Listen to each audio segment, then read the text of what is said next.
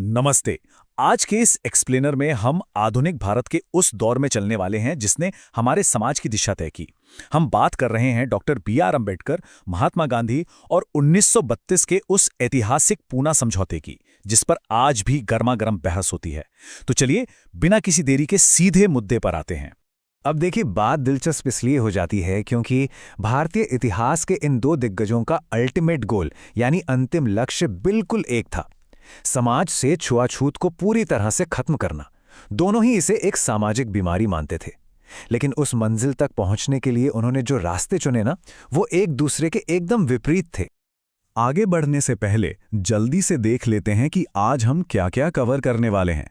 अंबेडकर का विजन, छुआछूत के खिलाफ उनका संघर्ष, उनके सुझाए गए समाधान, 1932 का पूना पैक्ट, दलित लीडरशिप पर इसका असर और आखिर में सबसे बड़ा वैचारिक टकराव, गांधी बनाम अंबेडकर।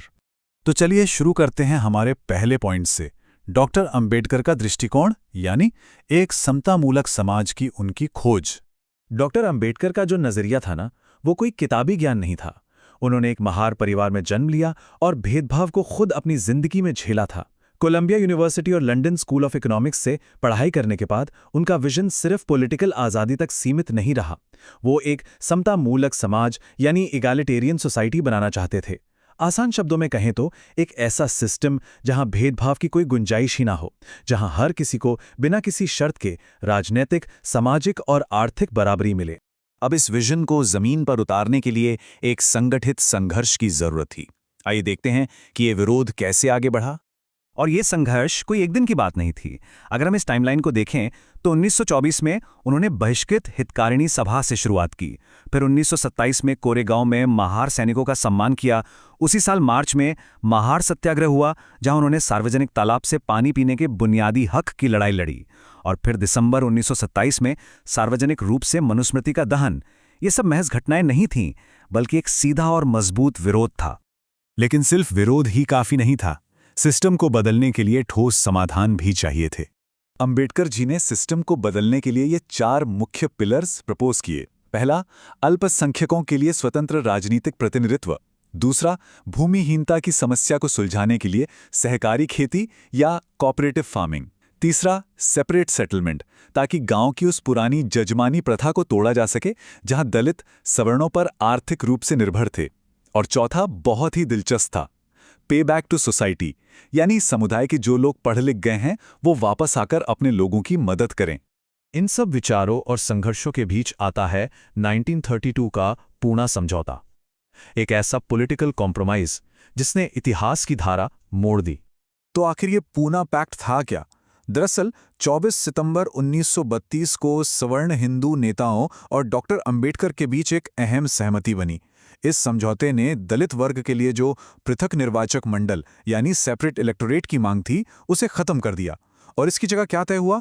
ये तय हुआ कि दलितों को हिंदू वर्ग के अंदर ही रखा जाएगा, लेकिन उनके लिए एक संयुक्त निर्वाचक मंडल यानी जॉइंट इलेक्टोरेट के तहत सीटें रिजर्व की जाएंगी। यहाँ ये 147 का नंबर बहुत क्रूशियल है। इस संयुक्त प्रणाली के तहत प्रांतीय विधानमंडलों में दलित वर्गों के लिए 147 सीटें आरक्षित कर दी गईं।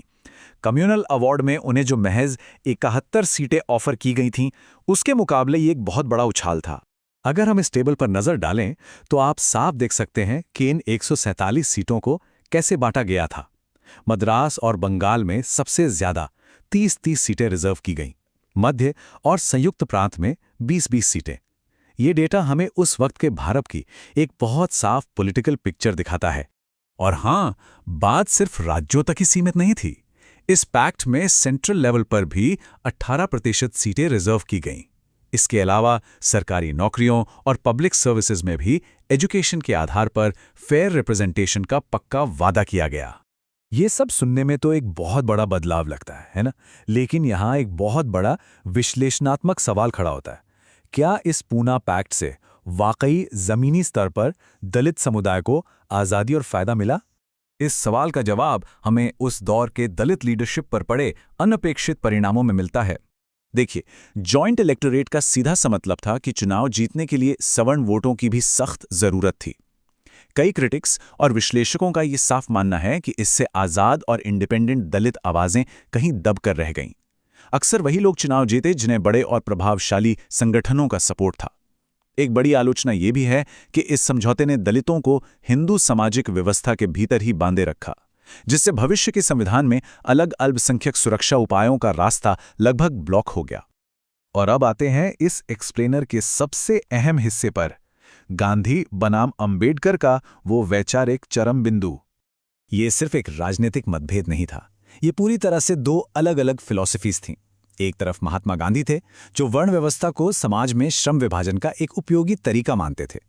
उनके लिए छुआछूत सिर्फ एक सतही बुराई थी जिसे हृदय परिवर्तन से ठीक किया जा सकता था। वहीं दूसरी तरफ डॉक्टर अंबेडकर का स्टैंड बिल्कुल साफ था। उनके लिए वर्ण व्यवस्था अवैज्ञानिक और अन्यायपूर्ण थी। उनका मानना था कि जब तक वर्ण व्यवस्था है, छुआछूत खत्म हो ही नहीं सकती। इसीलिए वो किसी आइडियलिस्टिक हृदय परिवर्तन के बजाय सख्त कानूनी और व्यवहारिक उन्मूलन चाहते थे।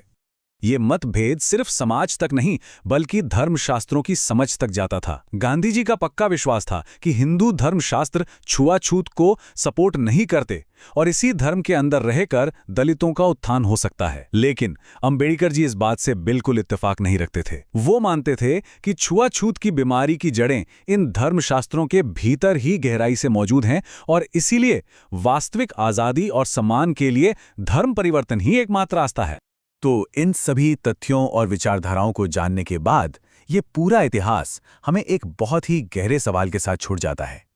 1932 में उस स्ट्रक्चरल अलगाव की जगह एक राजनीतिक समझौते को चुनकर क्या हमारे देश ने अनजाने में ही सही सामाजिक असमानता के उस समतामूलक समाज के सपने को सच होने से पीछे धकेल दिया? इस बारे में आपका क्या सोचना है? इस एक्सप्लेनर में हमारे साथ जुड़ने के लिए आपका बहुत बहुत शुक्रिया।